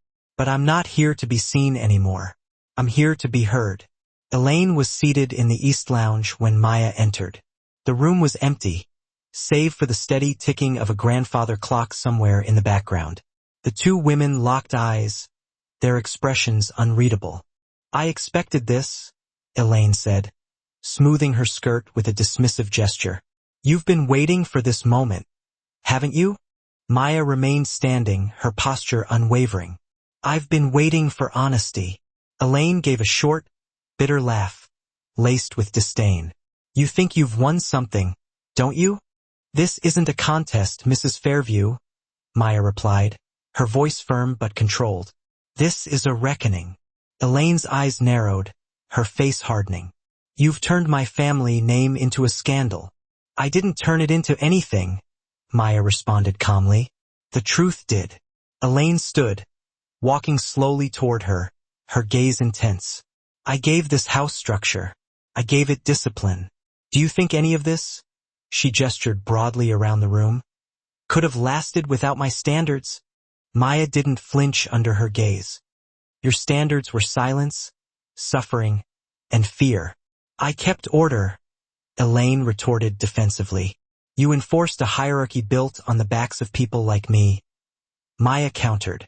You made me eat in the garden while your guests drank champagne inside. Elaine's face flushed with a mix of rage and shame. You humiliated me. Maya continued, her voice unwavering. You looked at my skin and decided it was too unclean for your kitchen. I never said that. Maya cut in sharply. You trained the staff to believe it. You poisoned the air with it. Elaine's hands trembled slightly, betraying her carefully constructed facade. I protected this house. You protected your control, Maya replied, her voice firm. But that's over now. Elaine's eyes darted towards the hall, her composure beginning to crack. So what now? You want me gone? You want my name stripped from the foundation? My face erased from every boardroom I ever entered? Maya's voice softened, her tone becoming more compassionate. I want you to understand what you did. I want you to feel what it's like to be powerless in a place that once bowed to you. Elaine said nothing, her silence heavy with defiance. I won't humiliate you, Maya continued, her gaze unwavering. That's your legacy, not mine.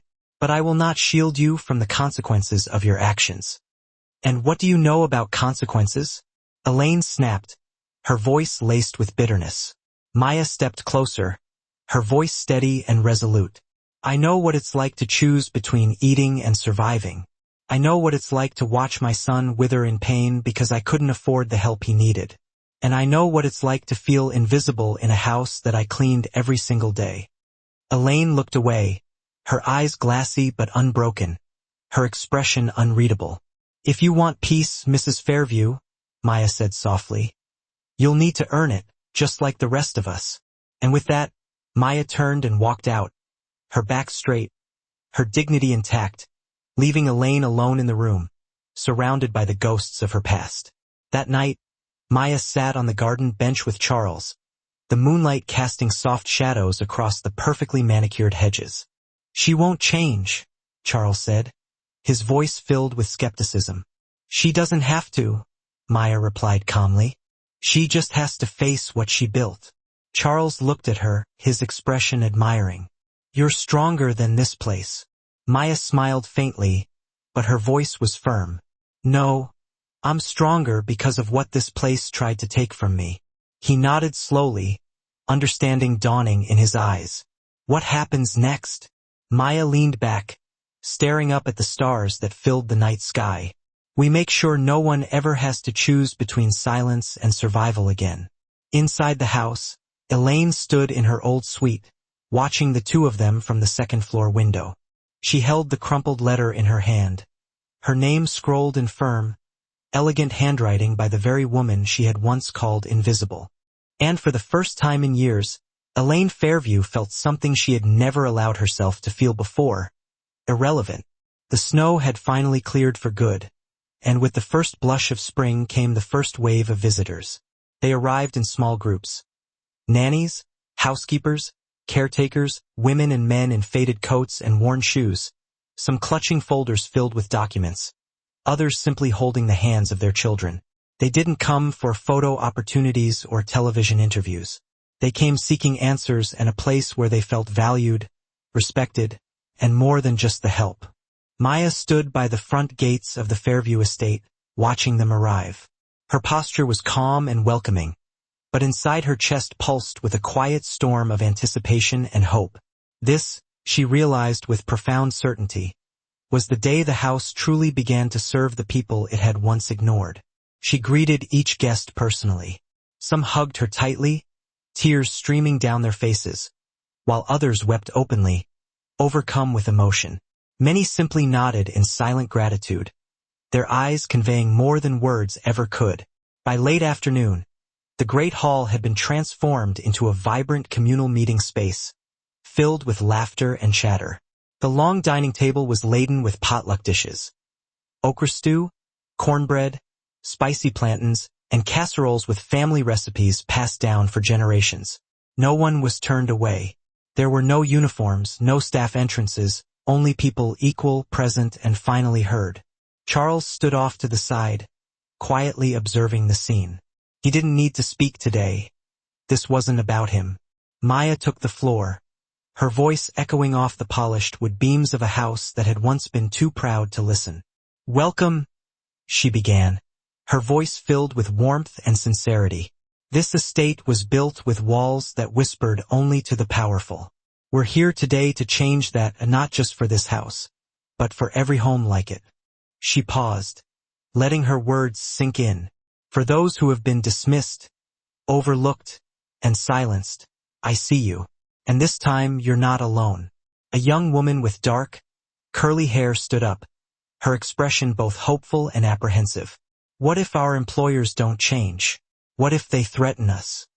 Maya met her eyes directly, her gaze filled with strength. "Then we fight smart, legally, collectively, and publicly if needed. Power fears the people who know their rights." The room buzzed with fervent agreement. Later that evening, as the crowd began to thin, Maya moved from table to table, gathering testimonies, stories, and suggestions for how the foundation could better serve the community. One woman, Estella, shared a harrowing story about being locked in a guest house during a stifling heat wave, her phone confiscated and forbidden to leave. Another man, John from Mississippi, told of being falsely accused of stealing jewelry after asking for a raise. "I didn't even touch the lady's necklace," John said, his voice shaking with anger and frustration. "But they called the cops anyway." Maya gripped his hand tightly, offering him reassurance. "You're safe here now." He looked around the room, his eyes wide with disbelief. "This place don't feel like there's no more. Feels like ours." Meanwhile, upstairs, Elaine Fairview watched from behind the curtains, her suite feeling more like a prison than a sanctuary. It had become a box filled with ghosts and regrets. She barely recognized the music that drifted up from downstairs. Blues, gospel, laughter. A soundtrack to a life she no longer understood. It wasn't the estate she had designed, the world she had meticulously created, but it was the house her son had allowed to blossom, to transform into something better. A part of her yearned to walk down those stairs, to say something, anything, to connect with this new reality. But another part, a deeper, older, and more fearful part, held her frozen in place, unable to move. What would she even say? That she was sorry? That she hadn't known the extent of the suffering? That her fear of losing control had made her cruel and blind to the injustices she had perpetuated? Suddenly, a knock echoed on her door. She hesitated, then opened it cautiously. It was Charles. "I thought I'd find you up here," he said gently, his voice filled with a mix of sadness and understanding. Elaine turned away, unable to meet his gaze. "I have nothing to say to her." Charles stepped into the room, closing the door behind him. "She never asked you to speak," he said, his voice soft but firm. "She asked you to listen." Elaine scoffed, her voice laced with bitterness. "Listen to what? Complaints? Grievances? A parade of self-pity?" "No," Charles said, his gaze unwavering. "To the people who lived beneath your rules." She narrowed her eyes, her face hardening with defensiveness. "And what have I become to you, Charles? An embarrassment?" "You became irrelevant when you refused to evolve," he responded, his voice filled with a quiet sadness. "This isn't about shame, Mother. It's about truth. And whether or not you want to hear it, Maya speaks with more moral authority than anyone in this house ever has." Elaine said nothing, her silence a wall of unspoken emotions. "I'm not asking you to be someone else," he added, his voice softening. "I'm asking you to reckon with the version of yourself that allowed suffering to happen under your roof." And then he left her standing there in silence, alone with her thoughts and the weight of her past. Later that night, Maya sat with Elijah in the garden. He was stronger now, his laughter more frequent, his skin no longer pale from the months of illness. He played with a wooden puzzle, a gift from one of the visiting nannies. He looked up at her, his eyes filled with curiosity. "Why are people coming to see you now?" "Because I told the truth," she said, her voice gentle. "Did they believe you?" "Some did. Some took time to believe. But I didn't stop speaking." He furrowed his brow, trying to understand. "Were you scared?" "Every day," she admitted. "But I was more scared of staying silent." He nodded slowly, as if that answer made perfect sense to him. A voice interrupted from behind them. "I brought something," Charles said, holding a small wooden box in his hands. "It belonged to my grandfather. I think it should go in the archive." Maya took the box, examining it carefully. Inside was a set of letters, correspondence between early staff members, handwritten records of the household's beginnings, offering a glimpse into the complex history of the estate. "You sure?" she asked, her eyes searching his. "I'm sure," he said, his voice filled with conviction. "History can't change unless we let it breathe." She smiled softly, gratitude shining in her eyes. "Thank you." As they walked back to the house, the warm glow from the windows spilled across the lawn, illuminating the path ahead. Inside, a new kind of legacy was being built, one not etched in gold or stone, but in stories, service, and truth. The visitors had come, but they weren't leaving empty-handed. They were leaving empowered. The morning sun filtered gently through the curtains of Maya's room, painting golden stripes across the floor. Birds chirped from the sycamore trees just beyond the east-facing windows. For the first time in a long while, Maya woke not to the crushing weight of exhaustion, but to a sense of stillness, a quiet peace that settled deep within her soul. Elijah was already awake, curled up in a blanket on the reading chair, humming softly to himself as he traced shapes in a book of stars she had given him the week before. She smiled and walked over, planting a kiss on his forehead. "We've come a long way, haven't we?" He nodded without looking up from his book, completely absorbed in his world. "Are we staying here forever?" "Forever is a big word," she replied, her voice filled with warmth and affection. "But for now, yes." She meant it with every fiber of her being. Not because the house had forgotten its history, but because she was actively shaping its future. As she stepped into the hallway, the house was unusually quiet for a Tuesday morning. There was no chatter coming from the kitchen, no clanging of cookware, no humming from the gardeners out front. Downstairs, Charles stood by the foyer table, holding an envelope in one hand, his face unreadable. "Maya," he said, turning to her as she descended the staircase. "This just arrived. It's from my mother, Elaine." Maya took the envelope with hesitation, her fingers brushing against his. The handwriting was sharp and elegant, instantly familiar. "Do you want me to read it first?" Charles asked, his voice laced with concern. She shook her head. "No. If she wrote to me, I'll face whatever's in it." He nodded and walked away, giving her the privacy she needed. She sat down on the velvet bench beneath the staircase and unfolded the letter, her hands trembling slightly. "Maya," it began, "you once told me that truth makes power uncomfortable. I dismissed it then, blinded by my own arrogance. But now I see that you were right.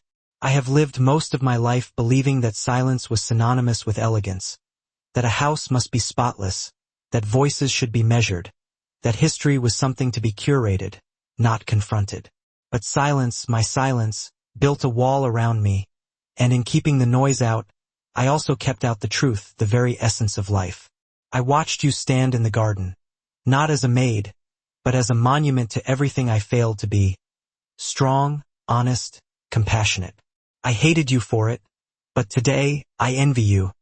I will not ask for forgiveness. That would be too easy, and I have not earned it. But I want you to know that I am no longer proud of the legacy I defended. The estate is yours now, in spirit if not in law. That means more than just property. It means influence, it means impact. Do more than I did, Maya. Please, make this place something worth remembering. Elaine." Maya stared at the final line for a long time, her mind swirling with a mix of emotions. It wasn't an apology, not in the traditional sense, but it was something deeper. A surrender, a reckoning, a reluctant passing of the torch. She folded the letter carefully, slipped it back into the envelope, and placed it in the small wooden box where she kept her most precious items. Her mother's bracelet, Elijah's hospital tag, and now this. Later that afternoon, Maya met Charles on the garden path. Spring had truly arrived, bursting forth in all its glory. Tulips danced gently in the wind, and the air was filled with the faint smell of soil and new life, a promise of hope and renewal. "She wrote to me?" Maya said softly, breaking the silence. "I figured she might," he replied, his expression thoughtful. "She left this morning. No word on where." "That's where she's headed." Mia nodded in understanding. "She's still running, just like she always has," Charles added. "But this time, for the first time ever, she left behind something that wasn't just bitterness and resentment." Mia gazed out over the tranquil garden. "Do you honestly believe that people are capable of real change?" Charles paused, considering the question carefully. "Maybe not a complete transformation overnight, but they can definitely start down a new path." Mia turned back to him, her eyes filled with purpose. "I want to hold a ceremony here, a memorial to honor all those whose names were never properly remembered. Something quiet, dignified, a respectful tribute." Charles nodded in agreement. "I'll certainly support that." "I'm not asking for your support," she clarified firmly. "I'm simply informing you of what I intend to do." A faint smile played at the corner of his mouth. "Understood perfectly." 2 weeks later, the garden had been completely transformed into a serene space for remembrance. Rows of folding chairs were neatly arranged beneath the sheltering elm trees. A small, simple platform was constructed from reclaimed oak wood, and upon it rested a single plaque bearing the inscription, "To the hands who held this house together, you are not forgotten." Dozens of people attended the ceremony. Former staff members, their families, and community members who had heard Mia's story and felt a deep connection to it. There was no press coverage, no intrusive microphones, and no pre-written speeches crafted by aides. Mia stepped forward, holding the house journal carefully in her hands. "These names," she began, her voice trembling slightly with emotion, "are not just ghosts from the past. They were real people, workers, mothers, fathers, who were sacrificed at the altar of silence and rigid social structures." She then began to read the names aloud one by one. David Robbins, Eleanor Sims, Marjorie Hill, Isaac Green. Some in the crowd wept openly, while others closed their eyes and bowed their heads in silent reverence. After she recited the final name, she looked up at the assembled crowd. "This garden will flourish because of you," she declared with heartfelt conviction. "And so, too, will the truth." As she stepped down from the platform, Elijah ran to her and took her hand. "Were those the forgotten people, Mom?" he asked innocently. "Yes, they were," she whispered softly. "But not anymore." That evening, as the lanterns cast a gentle glow among the trees and guests departed in hushed respect, Maya returned to the house and walked through its halls slowly, thoughtfully. She passed portraits that no longer held their power to intimidate her. She passed rooms that now served a purpose of service rather than domination. At the foot of the grand staircase, she paused. For a moment, she imagined the house breathing freely, no longer a monument to control, but to conscience and compassion. She had become far more than just a voice of dissent. She had become an anchor for others and finally, for herself. The war for justice wasn't over. There would be more battles to fight, more untold stories to bring to light. But the house had undergone a profound transformation, and so had she, forever changed by the journey. The foundation had expanded beyond anything Maya could have originally envisioned. What began as one woman's courageous testimony in a forgotten garden had now spread to 5 cities, 4 states, and was actively protecting over 100 workers through a vibrant network of advocates. Yet, with each layer of injustice peeled back, another deeper, older wound of truth surfaced. And it was one of those long-buried wounds that came knocking on the gates of Fairview Estate. A man named Samuel Dawson, in his late 60s, wearing a worn navy work coat and with eyes dulled by decades of unspoken grief, stood at the entrance asking to speak with Maya. He carried with him only a single photograph, wrinkled, faded, and black and white. In it, two young black women stood side by side in crisp uniforms with pristine white aprons, smiling shyly. Scrawled in pen in the corner was the inscription, Fairview, 1971. Maya met him on a bench in the garden. The one near the rosemary bushes, he specified. That's my sister, he said, pointing to the woman on the right, Sarah Dawson. She worked here when I was still in high school, but she never came home. He paused, his voice thick with emotion. One day, she just disappeared without a trace. Maya studied the photograph intently. She worked here? Are you absolutely sure? Samuel nodded sadly.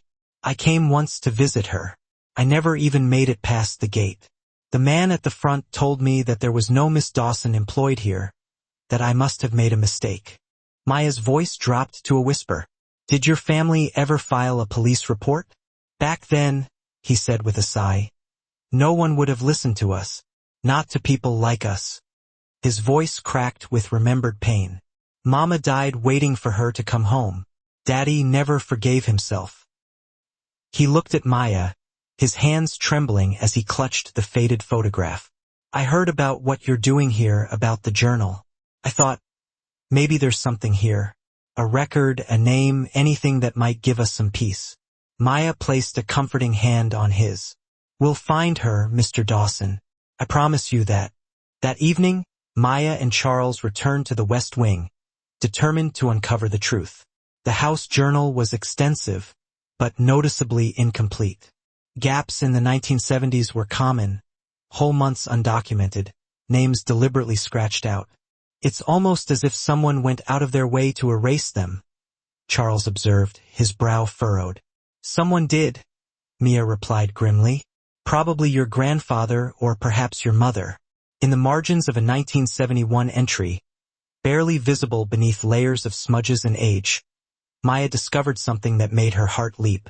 A half-erased line read, Dismissal of S.D. Unauthorized contact with outside party. Her heart raced. D. Sarah Dawson. They covered it up. Charles pulled out an old blueprint of the house.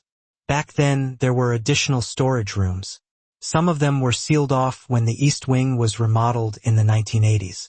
Show me, Maya urged. Following the blueprint, they made their way to the base of the west staircase.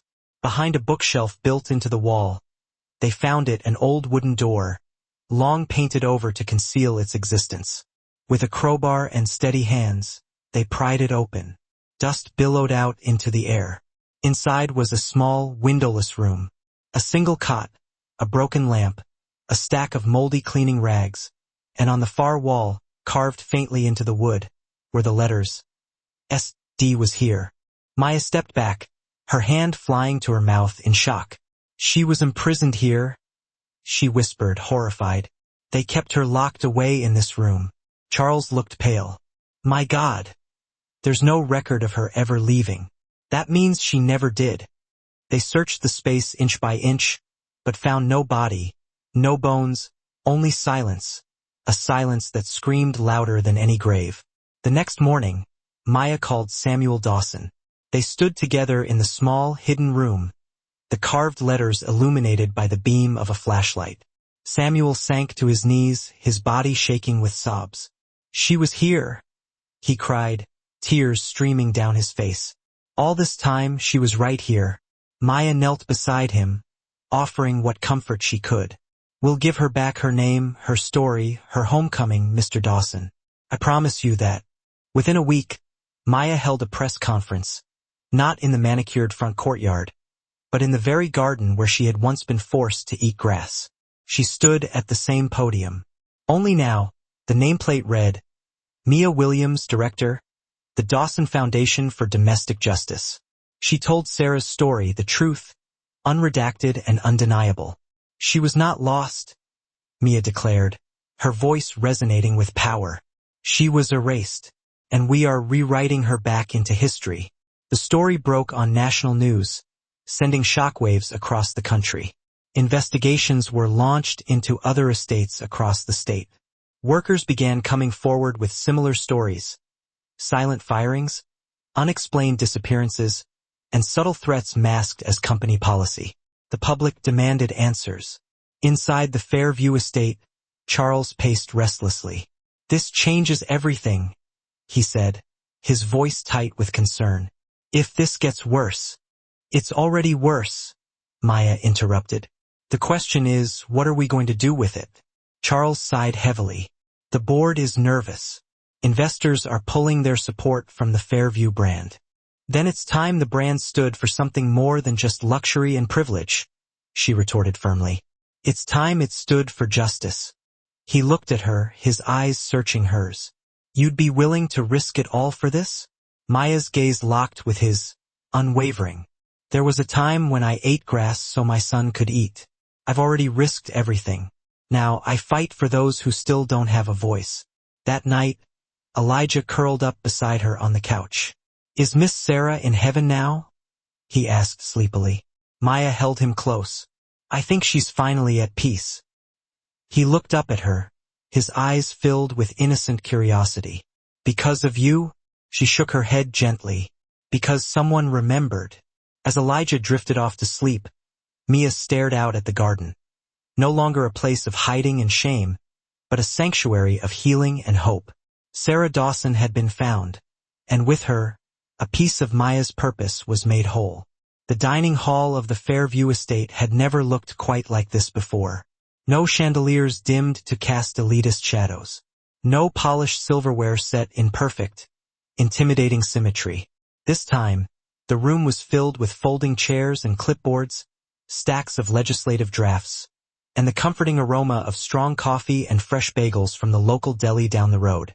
Maya stood at the front of the room, a digital projector behind her beaming the bold title, Domestic Workers' Bill of Equity, Draft Phase. Around the table sat lawyers, advocates, historians, and former domestic workers, each of them invited, each of them heard. "We're not just writing policy," Maya began, scanning the room with determination. "We're writing protection for the invisible, the overlooked, the ones who never had a seat at this table until today." She clicked to the first slide, which displayed a list of names, not of officials, not of donors, but of people like Sarah Dawson, Eleanor Sims, David Robbins. "These names remind us what silence costs," Maya continued, her voice filled with resolve, "and what truth requires." A woman at the back raised her hand. It was Gloria Rains, a former housekeeper and now the director of the Southern Workers Network. "How do we keep this from becoming just another symbolic gesture?" she asked, her voice laced with skepticism.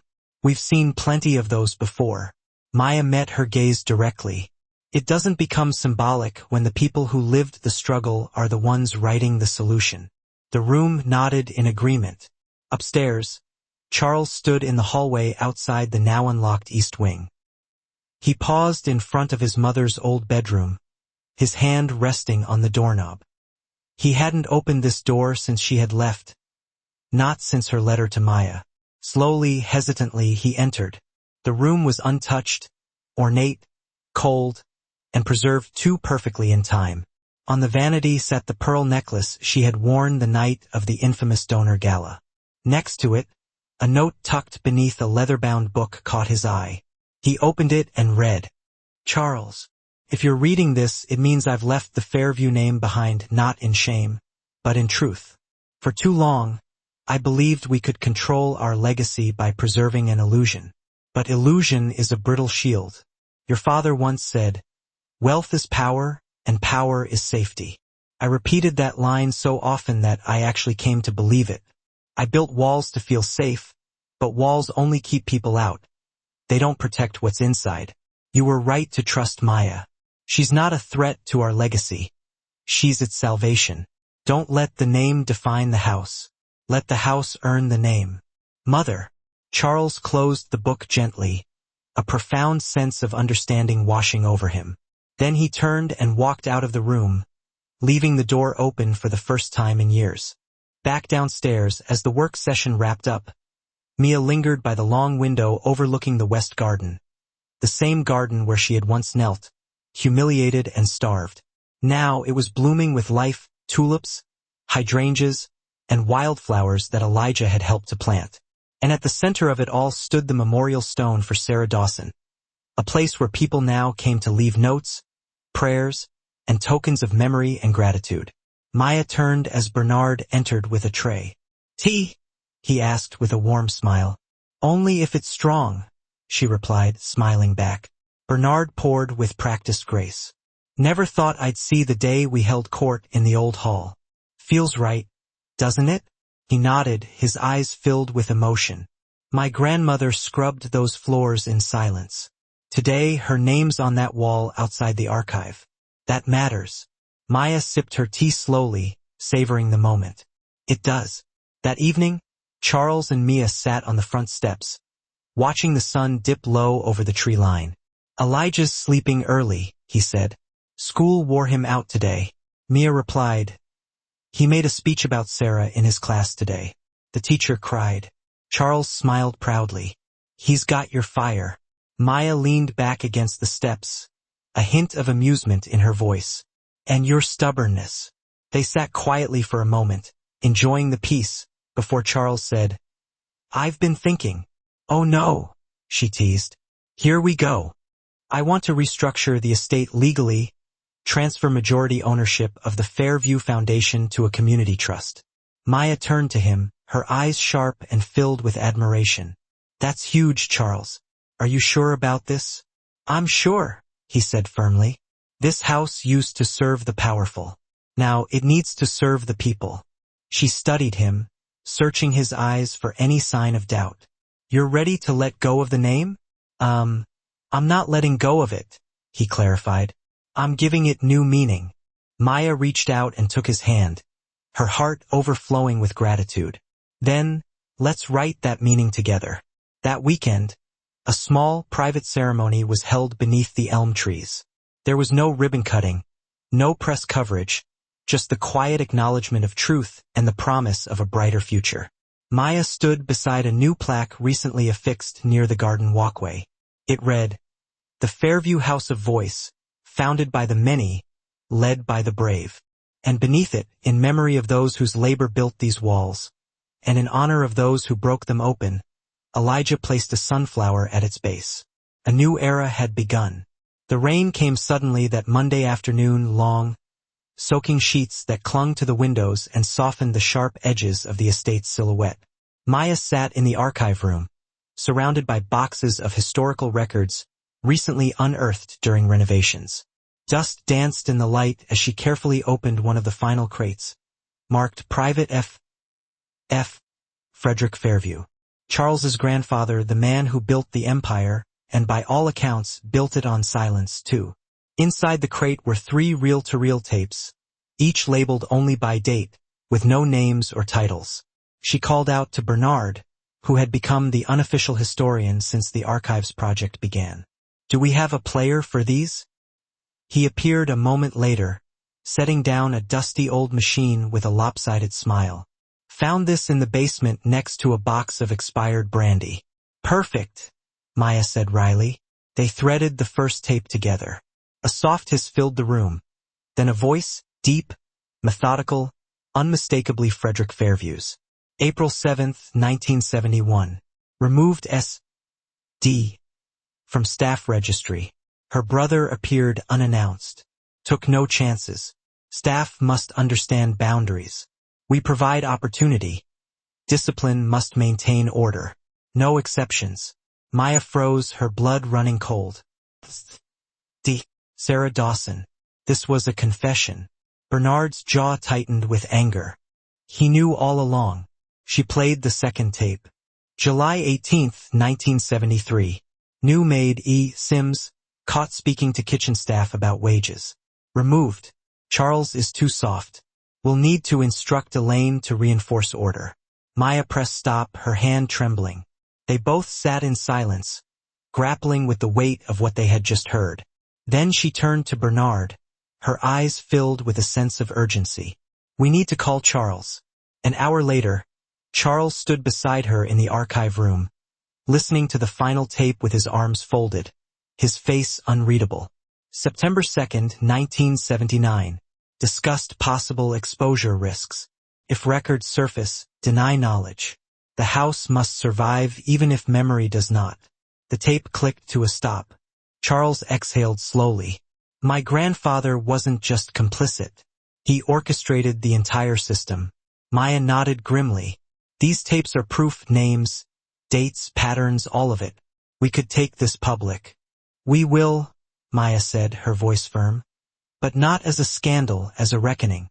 Charles looked at her. His eyes filled with a mixture of apprehension and admiration. This could destroy what's left of the Fairview name. No, she replied, her gaze unwavering. It will set it free. The next morning, Maya called an emergency meeting of the Foundation's board. They gathered in the main parlor representatives from labor councils, legal advisors, and survivors of domestic worker exploitation. Maya placed a small speaker on the table and pressed play. The room was silent as the tapes filled it with the raw sound of truth, evidence, not opinion, legacy, not rumor. When the last click echoed through the room, she said, "We are the caretakers of truth now. What we do with this defines who we are." An older man named Jorge, once a live-in cook for a Fairview cousin, raised his hand. "You'll be attacked. Legacy families don't go quietly."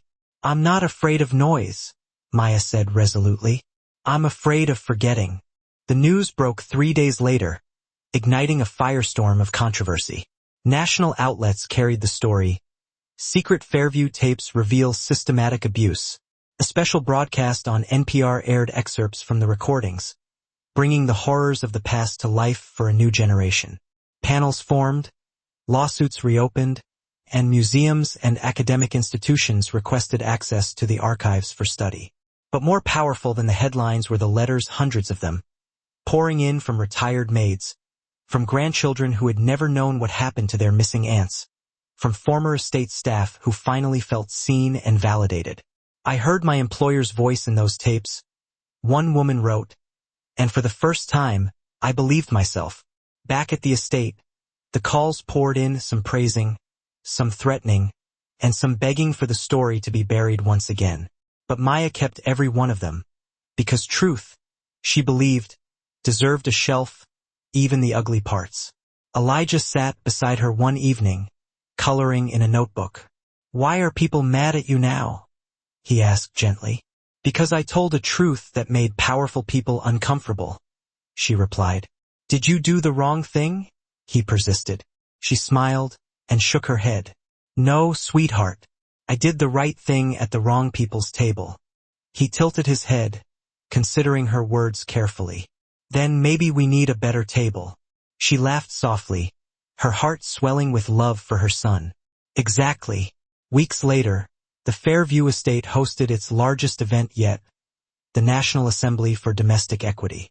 Maya stood once again in front of a crowd, but this time, it wasn't just workers. It was lawmakers, city officials, journalists, and college students. The movement had grown far beyond her own hands. "This house," she began, her voice ringing with conviction, "was once a vault of secrets, but now it is a beacon of stories. And stories, when shared, become strength." The applause rose, not polite or staged, but filled with genuine passion and hope. In the back row, Charles stood beside Bernard. His tie was loose, his hands in his pockets. He leaned over and said, "She's becoming the face of a generation." Bernard nodded, his eyes filled with pride. "And the voice of the ones we buried too deep." That night, Maya returned to the garden, seeking solace and reflection. She placed the old reel-to-reel tapes in a sealed archival box, labeled them clearly, dated them honestly, and added them to the memorial archive alongside Sarah's journal and Eleanor's letters. Truth had been hidden beneath the floorboards for too long.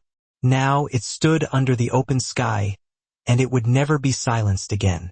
The courthouse stood like an old giant in the middle of downtown Hartford, gray, cold, and unimpressed by sentiment. It had seen decades of broken promises, botched justice, and quiet dismissals. But on this particular spring morning, it was full not with noise, but with a palpable sense of purpose. History was walking through its doors. Maya adjusted her navy suit jacket as she stepped through security. Elijah had begged to come, but this wasn't a day for children. This was a day for ghosts, and for the living who carried their stories. She passed reporters huddled outside, microphones at the ready. One shouted, "Maya, are you hoping for damages?" She paused just long enough to answer, her voice filled with quiet resolve. "No, I'm hoping for dignity. Damages can't pay back a stolen life." The reporter lowered his microphone, silenced by the weight of her words. Inside, the atmosphere was tight with expectation. The Connecticut State v. The Fairview Estate hearing wasn't just about Sarah Dawson anymore. It had grown into a class action suit filed on behalf of 26 former domestic workers, their families, and countless others who had been silenced through intimidation, manipulation, and in one confirmed case, unlawful confinement. Charles sat beside Maya at the front of the courtroom, not as a defendant, but as a key witness for the prosecution. He had voluntarily turned over financial records, internal documents, and the tapes his grandfather had recorded, the same tapes that were now being entered as evidence. The Fairview legal team was present, too, though noticeably less confident than usual. The brand had suffered immense public fallout, withering investor withdrawals, and a deep sense of public shame. The name Fairview, once a symbol of prestige and privilege, now came with a heavy asterisk. The judge entered the courtroom and all rose. Court was called to order. The first testimony came from Jorge Mendez. He walked slowly to the witness stand, his gait uneven, his back stiff from years of grueling kitchen labor. But his voice, when he spoke, was clear and strong. "I worked 14-hour days, no contract, no overtime. They said if I didn't like it, I could leave. But my visa depended on the job and my kids depended on the visa, so I stayed." The room held its breath, listening intently. He continued, his voice cracking with emotion. "We were told to use the back staircases, not to speak to the guests. If someone cried, we were told to send them home without pay. I saw what they did to Sarah. They erased her, and they almost erased the rest of us." Next came Estella Green, who spoke of the room she had been locked in after being falsely accused of stealing a scarf that was later found in a guest's luggage. And then, the courtroom grew silent for Maya. She stepped up to the witness stand, placed her hand on the Bible, swore to tell the truth, and looked straight ahead, her gaze unwavering. "I was told I could work but not eat," she began, her voice resonating with power. "I was told I could serve but not speak. I was told my hands were too dark to prepare food. So I ate grass in a garden of roses and marble." Gasps rippled through the audience, and some people wiped away tears. But Maya didn't waver. "I endured it because my son was sick, and because I thought silence would protect him. But I learned that silence is what keeps this system alive." The judge, a black woman in her late 50s with graying braids, leaned forward, her eyes filled with empathy. "And what do you want this court to do, Miss Williams?" "I want the court to name it," Maya replied, her voice clear and strong. "Call it what it was, exploitation, abuse, racism wrapped in etiquette." The judge nodded once, gravely. The defense attorney attempted to shift the blame, insisting that it was the actions of isolated individuals, not a systemic problem, and that the tapes were dated and not proof of current behavior. But Charles took the stand next, and his voice carried the weight of history and the promise of change. "I grew up thinking my family was noble, that this house stood for excellence. But I've learned that a well-set table can still serve injustice." He paused, his gaze sweeping across the courtroom. "My grandfather used his power to protect himself. I'm here to use mine to do the opposite." He looked directly at the jury, his voice filled with conviction. "I am not asking you to destroy the Fairview name. I'm asking you to give it meaning again by holding it accountable." Deliberations took 2 long, agonizing days. The court reconvened on a Friday morning, the air thick with tension, every seat filled. Former staff members stood beside Maya, their faces etched with hope and anticipation. Elijah sat in the second row, holding Bernard's hand tightly. The judge entered, and the jury forewoman stood. "We, the jury, find the Fairview estate responsible for systemic labor abuse, unlawful confinement, and racial discrimination against domestic staff between the years of 1968 and 1991. Murmurs of shock and relief rippled through the courtroom, followed by a few cheers that were quickly silenced by the judge's gavel.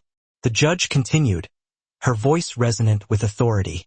As part of this ruling, the estate will issue formal restitution to named claimants, fund the establishment of a national registry for domestic worker protections, and publicly acknowledge its historical abuses through permanent memorialization.